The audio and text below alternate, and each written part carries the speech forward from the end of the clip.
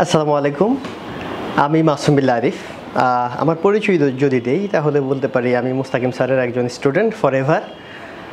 আমার আইএলস জার্নিটা স্যারের সাথে শুরু, এবং আমার সবসময় খুব বেশি মনে হয় মুস্তাকিম স্যারের মতো যদি কোনো স্যার না পেতাম তাহলে বোধহয় আমার আইএলস দেওয়া হতো না, এবং এটা অনেস্টলি বলছি আমি।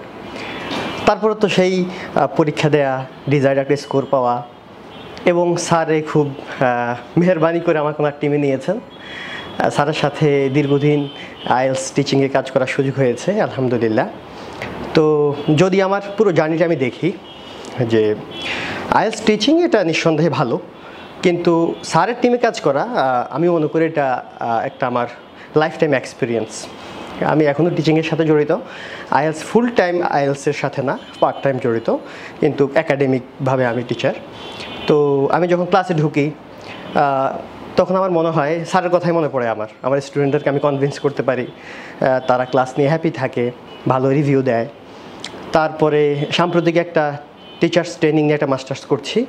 তো ওখানে যে মেথডগুলো দেখি, ওখানে যেই টেকনিকগুলো দেখি আমাদেরকে একাডেমিক্যালি শেখানো হয়, তো আমি দেখি সেই জিনিসগুলো কিন্তু আমি না জেনেই কিন্তু স্যারের সাথে থেকে শিখে ফেলেছি, এবং খুব ইফেক্টিভলি। তো আমি খুব আসলে লাকি মনে করি আমাকে, যে স্যারের সাথে কাজ করার সুযোগ হয়েছে এবং এখনও হচ্ছে। তো আমার যখনই সুযোগ হয় আমি পেট্রোনাস এডুকেশনে চলে আসি, কারণ এখানে প্রতিটা রুম আমার খুব পরিচিত। আমার টিচিং লাইফের এটাই শুরু। আমার যেই টিচার হিসাবে জন্ম, একদম পারফেক্ট টিচার হিসাবে যে জন্ম, পথ চলা, সেটা পেট্রোনাস এডুকেশনে মুস্তাকিম স্যারের সাথে শুরু। ভালো লাগে এখানে আসলাম, আর আজকেও আসলাম। স্যার ভর পেট খাওয়া দাওয়া করালো, সামনে কফি খাবো, স্যার আসছেন, বসে আছি, তার মধ্য দিয়ে একটু শেয়ার করে নিলাম আমার, এটা বলতে পারেন হচ্ছে গোল্ডেন মেমরিজ, আমি একটু রোমন্থন করলাম। ভালো থাকবেন সবাই, আল্লাহ হাফিজ।